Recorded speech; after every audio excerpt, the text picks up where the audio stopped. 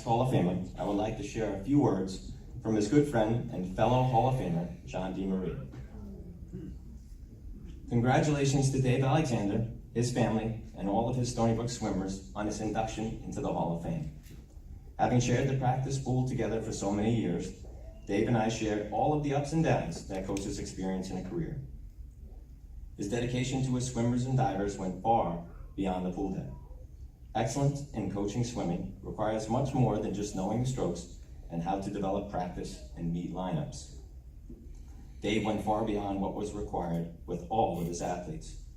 His concern with not only their swimming, but their personal lives makes him a perfect fit for induction as a head coach into the Hall of Fame. His many achievements and championships, swimming records, and All-American awards just add to his incredible legacy.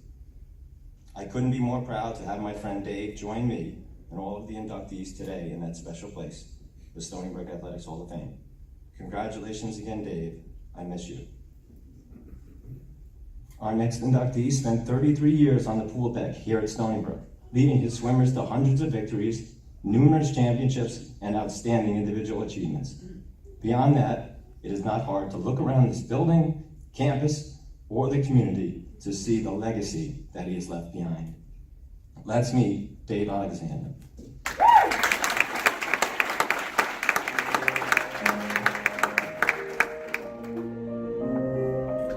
Dave Alexander coached the swimming and diving program at Stony Brook from 1979 to 2012 and led the Patriots and Seawolves to over 300 dual meet victories during that span.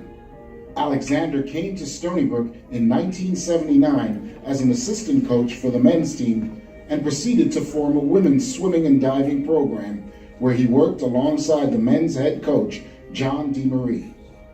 Alexander took over the men's program in 1995 and assumed the role as head coach for both Stony Brook programs until his passing in 2012 after a long and courageous battle with cancer.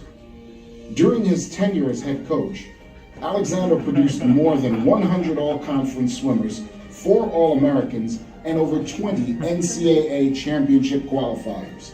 He was a 3-time Metropolitan Conference Coach of the Year award recipient and was named America East Coach of the Year in 2006. He also led the men's team to the Metropolitan Conference Championship title in 1998. Alexander graduated from SUNY New Paltz in 1970 and earned a master's degree from Adelphi in 1974 and is survived by his wife Moira, daughters Allison, Erin, Kate, and Molly, and stepchildren Thomas and Erin.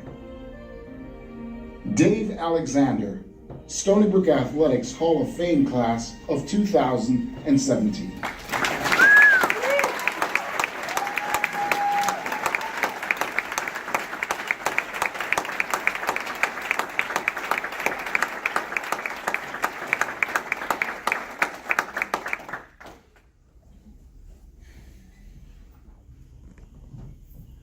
Of course, I thought they would do this in alphabetical order and I would go first and I would be able to breathe again. But I guess they saved the coach for last.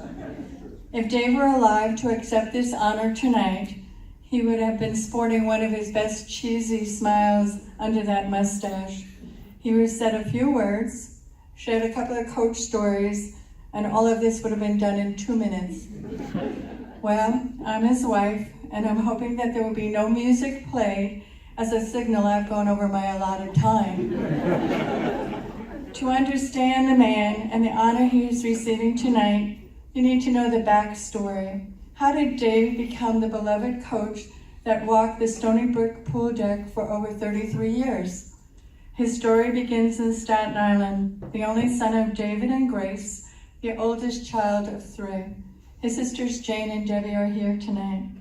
Dave was a product of immigrant parents who settled in Staten Island after World War II. His mother from England, his father from Scotland.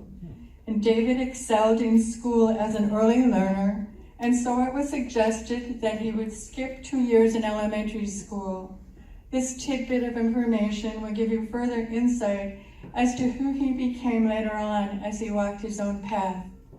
David paid a heavy price socially, emotionally, and educationally as he continued his education through junior high and high school, being 2 years younger than his peers.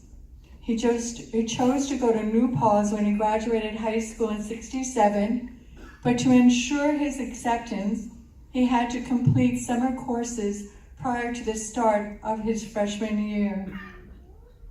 He loved every aspect of New Paltz as a freshman at 16 and looked at this as his opportunity to find himself, to see where this new beginning would take him. One of his roommates said that they were starting a new freshman men's swimming team, and did he want to check it out? Dave went, but he did not know how to swim, and I don't mean competitively. He did not know how to swim. The new coach at New Paltz, Art Stockton, needed swim bodies on that freshman team. Coach Stockton said he would work with him to develop his swimming style. It was this man, this coach, who set high expectation, instilled confidence, pushed his athletes to be more inside and out of that pool. He created a family within that group of swimmers. Art made them proud to be part of a team. He pushed them and coached them to create a swimming team to be reckoned with. This was the end of the '60s, and Coach Stockton knew that if these boys flunked out, they were headed to the jungles of Vietnam. So he did bed checks and bar checks and grade checks and even found them jobs. Dave loved and looked up to Art, and when he became a coach at Stony Brook, would always spend time on the phone talking swimming and schedules. He would sit a spell on the pool deck with Art when both New Paltz and the Stony Brook teams swam against each other within the Metropolitan Conference. Dave took what he learned at that pool and applied it to the swimmers that he coached, whether it be children's team like the Cameron Club, North Shore, or his first Stony Brook women's team that practiced alongside of Jean Marie's men's swimmers. He utilized what he learned when he became head coach of the combined men and women's team here at Stony Brook. He realized that the best performance came from a mutual respect and trust between a coach and his athletes, that you don't coach swimmers, but you coach people that are swimming on your team. He realized that a coach can make the difference between a swimmer looking back at their time on a team with fondness or regret. I struggled with what to say about his 33 years here, to find the words that would capture who he was as a coach, their coach, because that is why we are gathered here tonight, and to honor him simply as coach. I reached out to a handful of his swimmers and asked for a word that described Dave, and then to please tell me how it applied to him as their coach. The responses made me cry and smile and laugh. And amazingly enough, in the 20 responses I received, no two used the same word. Time does not allow me to read them all, but I cannot think of a better way for you to understand the depth of their love for their coach than to read some of their responses now. Gail chose selfless and thoughtful. Dave, she stated, always went out of his way to make sure that they were taken care of as swimmers, but also as friends, and as we got older and started having relationships and families of our own. I think he tried to instill those qualities in us when he asked us to band together to continue to support the school and the new teams that were coming on board. Devoted was the attribute that Danny chose. He was purposeful in his coaching of us to be great athletes, but to be amazing student athletes, to be our best in and out of the pool, to get our heads right, because we had a whole lot in front of us. Dave fought for us every day. Darcy, who was in Ireland, selected the simple word, coach. Dave was exactly what a coach should be. He cared about his swimmers and always made us feel that we could come to him with issues, whether they be swimming, related or not. He was family to all of us, and taught us lessons that only a coach could. He made us grow inside and out of the pool, and always loved to hear of all our successes. The word that was chosen by JP was belief. Coach believed in each of us, in our ability to swim, to be a good person, and to succeed in life. I'll always remember my chats and how I discussed with him what I could succeed at, and that discussion always ended with, "I believe in you." He didn't doubt us ever, never scoffed at anything we did. He was always proud. He was our proud parent. Roy chose the sayings that will still bring his coach to mind. "Listen to the old man with gray hair," or "Swimming is a redundant sport. There's only one variation, back and forth and back." But this talk still stays with me, he said. "I yell and get loud, but if I call you over and tell you something quietly," Coach said, "I need your attention." He was there to make sure that we became more than good athletes, that we became good people. Genuine was picked by now. I rarely use that word to describe someone. I save it for the special ones. Dave was a coach who was true to himself, no pretenses, authentic. I love that about him. Non-judgmental. He accepted each and every athlete for who they were.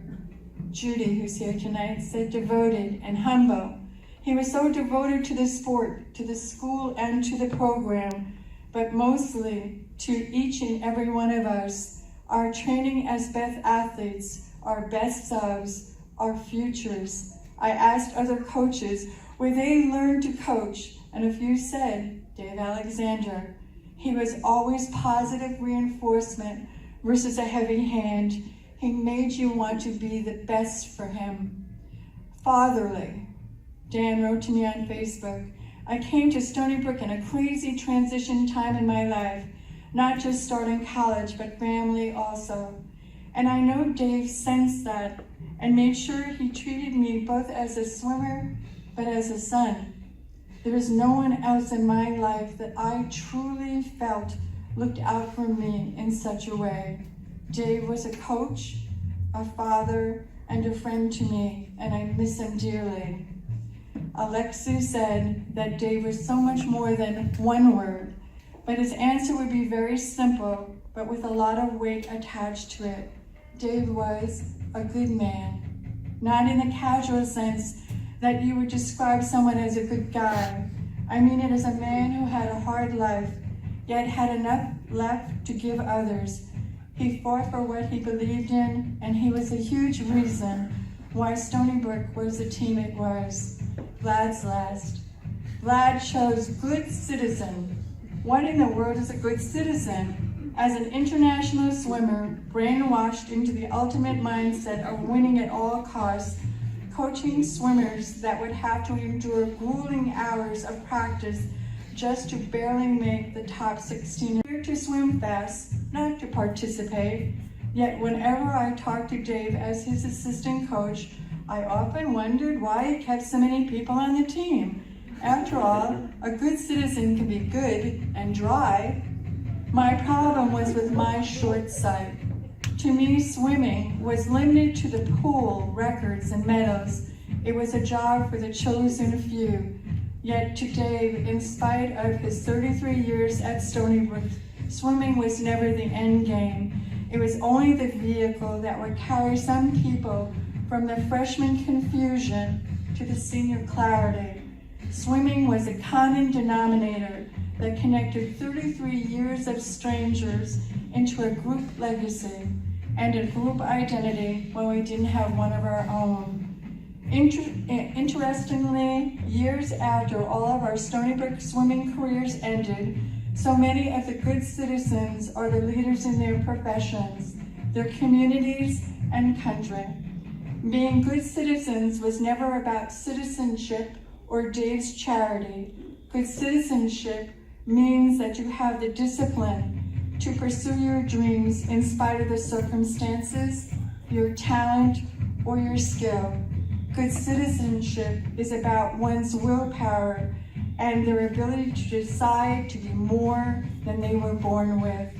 50 years ago, at the age of 16, Dave was that good citizen on the pool deck of New Paws under the tutelage of Aunt Stockton. He had the discipline to pursue his dreams in spite of the circumstances, his talent and his skills.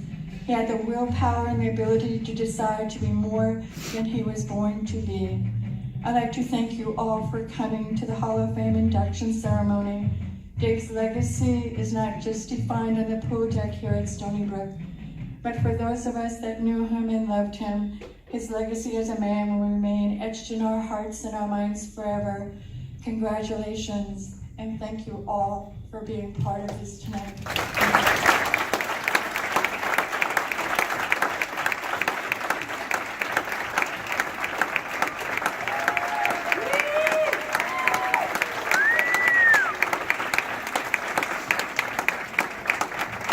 Congratulations again to the Hall of Fame class of 2017.